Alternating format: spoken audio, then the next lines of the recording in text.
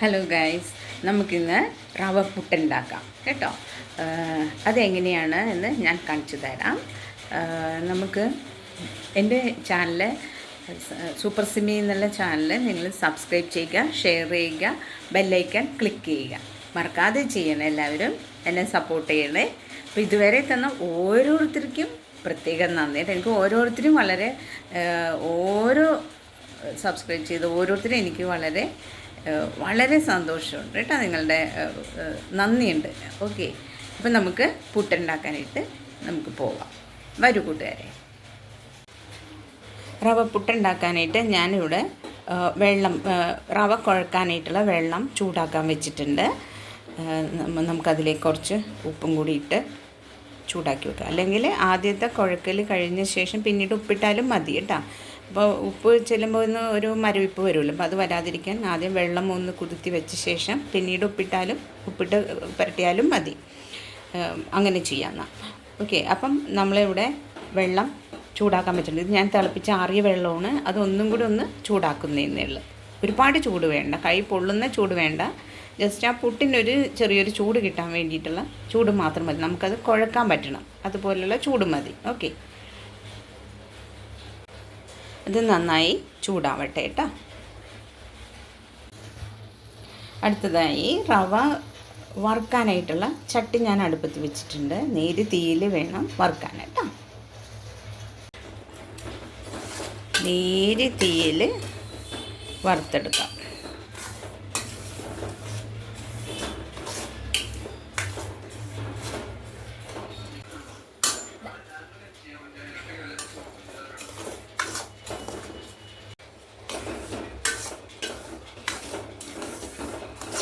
നേരിയ തീയിൽ നന്നായിട്ട് വറുത്തെടുക്കാം.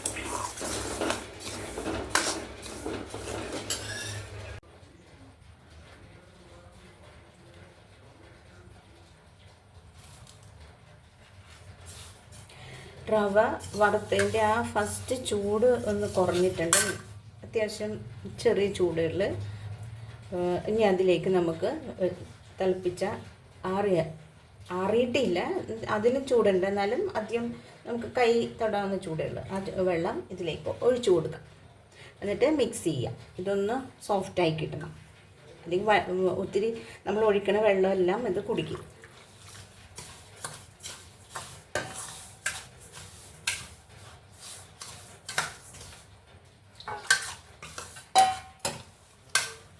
നന്നായിട്ട് മിക്സ് ചെയ്ത് കൊടുക്കാം. വെള്ളം കുടിച്ചത് ഒന്ന് കുതിരണം. അല്ലെങ്കിൽ ആവിയിൽ വേവിച്ച് കഴിഞ്ഞാലാണെങ്കിലും ഭയങ്കര ഹാർഡായിട്ട് ഇരിക്കും.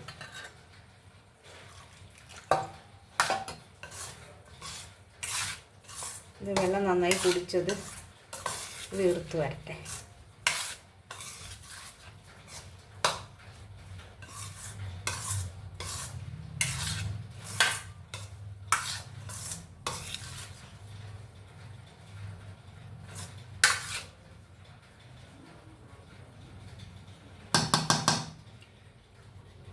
നമുക്കിനി അടച്ചു വെക്കാം. ഇനി നമുക്കതിന് വേണ്ട തേങ്ങ എടുക്കാം. ഇതൊന്ന് കുതിർന്ന് വന്ന സമയം കൊണ്ട് തേങ്ങ ചിരവി എടുക്കാം. ഇതിൽ ഉപ്പ് പൊടി ഇട്ട് കൊടുത്തിട്ടുണ്ട്. നന്നായിട്ട് കുഴച്ച ശേഷം പൊടി ഉപ്പാണ് ഇട്ട് മിക്സ് ചെയ്തേക്കുന്നത്. ഇനി അതിൽ നന്നായിട്ട് കുഴച്ച ശേഷം നമുക്ക് പീരിട്ട് കൊടുക്കാം. പീര എത്ര കൂടുന്നോ അത്രയും ടേസ്റ്റാണ് കേട്ടോ. പീരയുടെ കാര്യത്തിൽ ഒട്ടും കുറക്കണ്ട.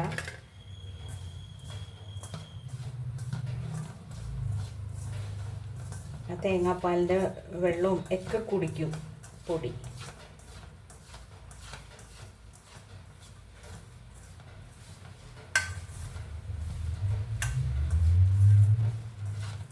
ഇതിന് മുട്ടച്ചാറ്, ഇറച്ചി ചാറ്, ഇതൊക്കെ കോമ്പിനേഷനാണ്.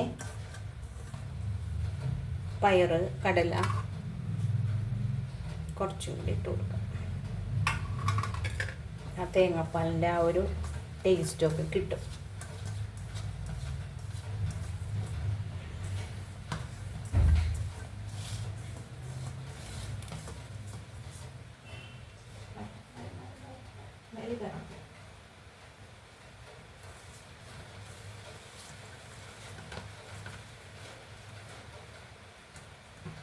ഇതിപ്പോൾ പാകത്തിനായിട്ട് ഇനി നമുക്കിത് കണിയിൽ നിറക്കാം. ആദ്യം നമുക്ക് പീരിയിടാം. എന്നിട്ട് റവ മിക്സ് ഇടാം.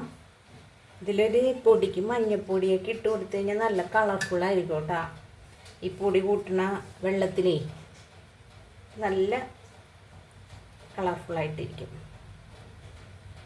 വീണ്ടും ഇടപ്പീരി ഇട്ട് കൊടുക്കാം. വീണ്ടും പൊടി ഇട്ട് കൊടുക്കാം.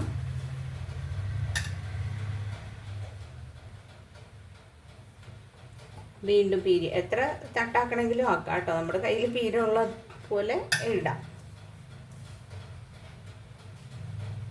രണ്ടായിട്ട് എടുത്താലും മതി.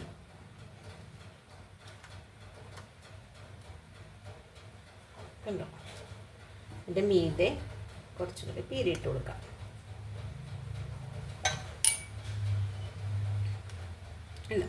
ഇത് അടച്ചു വെക്കുക.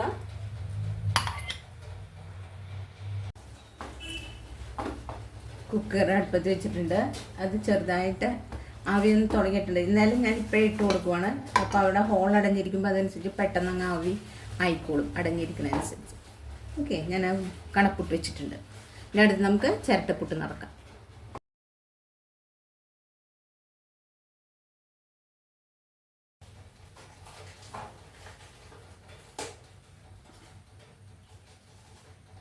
പീരിട്ട് കൊടുക്കാം. വീണ്ടും റവ ഇട്ട് കൊടുക്കാം.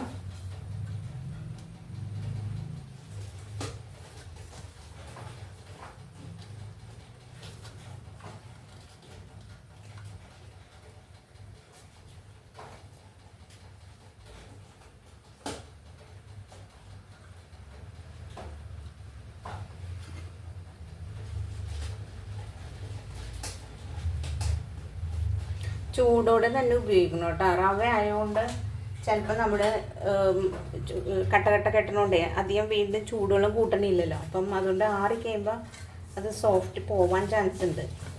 അല്ലെങ്കിൽ വീണ്ടും നമ്മളൊന്നും കൂടി വേവിച്ച് വീണ്ടും ഒന്നും കൂടി ആവി കയറ്റി എടുക്കുമ്പോൾ ചൂടായിട്ട് ഉപയോഗിക്കുക. ചൂടോടെ തന്നെ ഉപയോഗിക്കുന്നതാണ് നല്ലത്. ഇനി നമുക്കിത് അടുപ്പത്ത് വെക്കാം. ഞാനിപ്പുറത്ത് മുട്ടക്കറി ഉണ്ടാക്കാനുള്ള ചട്ടി വെക്കുന്നുണ്ട്.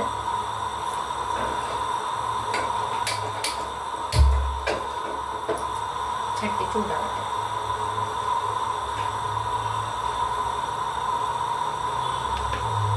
അതിലേക്ക് വേണ്ട വെളിച്ചെണ്ണ ഒഴിക്കാം. ഇപ്പം ആവി വന്നു തുടങ്ങിയിട്ടുണ്ട്.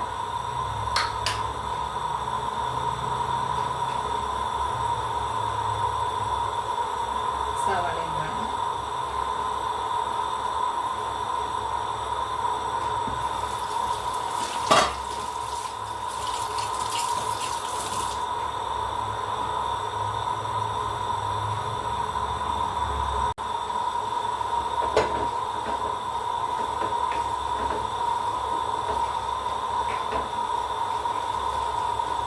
ഉപ്പിടാം.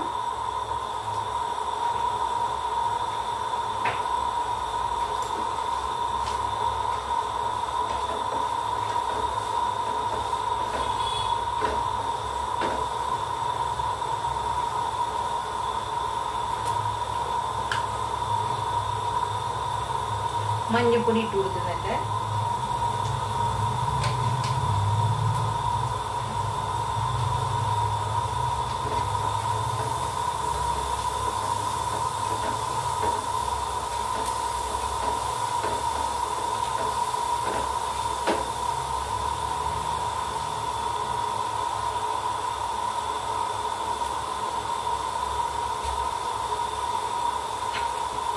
നമുക്ക് കണക്കുട്ട് എടുത്തിട്ട് ചട്ടപ്പുട്ട് വെക്കാം. ഇത് വെന്തിട്ടുണ്ട്. ഇത് തീ കുറച്ച് വെക്കാം. ഇതിലേക്ക് തൈര്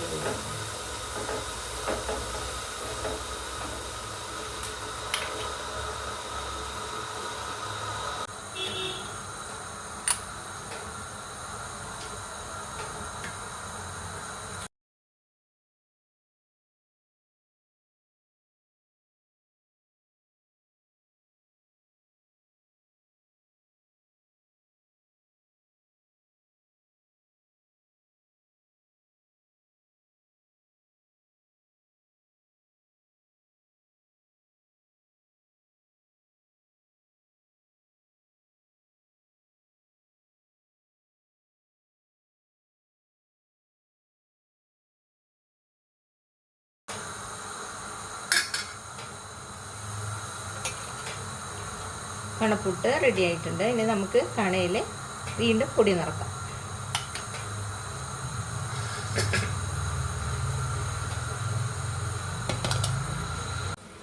കണ്ടോ, പുട്ടും ഇറച്ചിച്ചാറും റെഡി ആയിട്ടുണ്ട്.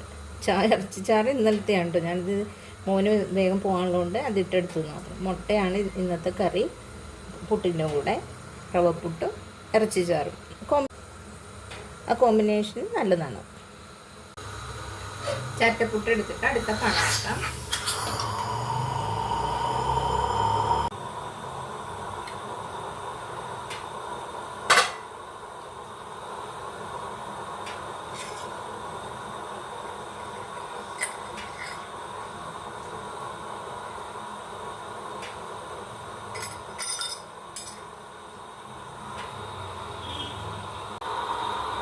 കണപ്പുട്ടും റെഡി ആയിട്ടുണ്ട്. ഇനി അടുത്തത് ഞാൻ മുട്ട കറിയുടെ കാര്യങ്ങൾ നോക്കട്ടെ കേട്ടോ. പുട്ടൊക്കെ റെഡി ആയിട്ടുണ്ട്.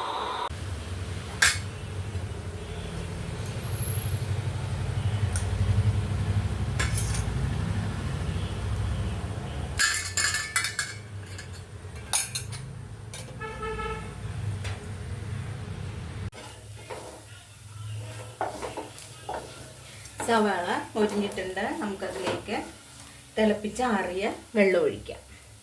എപ്പോഴും ചൂടുവെള്ളം ഒഴിക്കണം കേട്ടോ. പച്ചവെള്ളം ഒഴിക്കല് ടേസ്റ്റ് കുറയും.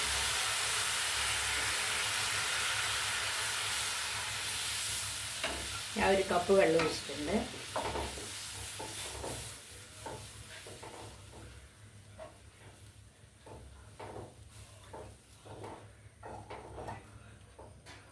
ഇനി ഇതിവിടെ ഇരുന്ന് തിളക്കട്ടെ.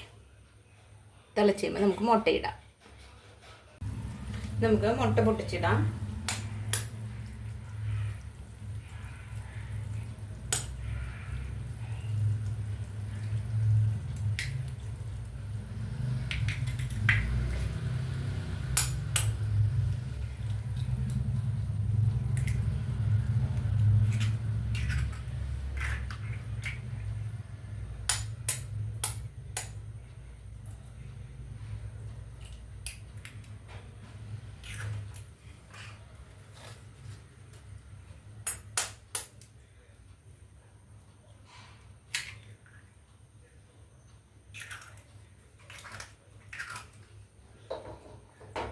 നമുക്കിത് അടച്ചു വെച്ച് വേവിക്കാം. മുട്ട ഇട്ട് കൊടുത്തിട്ടുണ്ട്. വേവട്ടെ കേട്ടോ. മുട്ട ഒന്ന് പകുതി വെന്തിട്ടുണ്ട്. നമുക്കതൊന്ന് പതുക്കെ അടിവശം ഒന്ന് ഇളക്കി കൊടുക്കാം.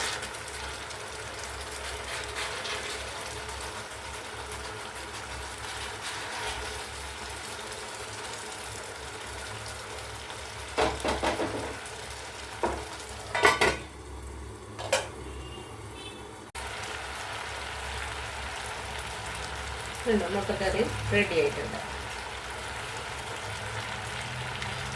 നമുക്ക് പുട്ടിൽ ഒഴിച്ച് കഴിക്കാം. ഇത് മുട്ടക്കറി പുട്ടും അതിൻ്റെ കോമ്പിനേഷനാണിത്. അപ്പോൾ എൻ്റെ ചാനൽ ഇഷ്ടപ്പെടുന്ന ആളുകൾ എല്ലാവരും സബ്സ്ക്രൈബ് ചെയ്യണേ. എന്നെ ഹെൽപ്പ് ചെയ്യുക. സബ്സ്ക്രൈബ് ചെയ്യുക, ഷെയർ ചെയ്യുക, ബെല്ലൈക്കൺ ക്ലിക്ക് ചെയ്യുക. ഓക്കെ. സൂപ്പർ സിമി എന്നാണ് എൻ്റെ ചാനലിൻ്റെ പേര്. അപ്പോൾ അടുത്ത വിഭവമായിട്ട് നിങ്ങളിലേക്ക് വരും വരേക്കും ബായ്.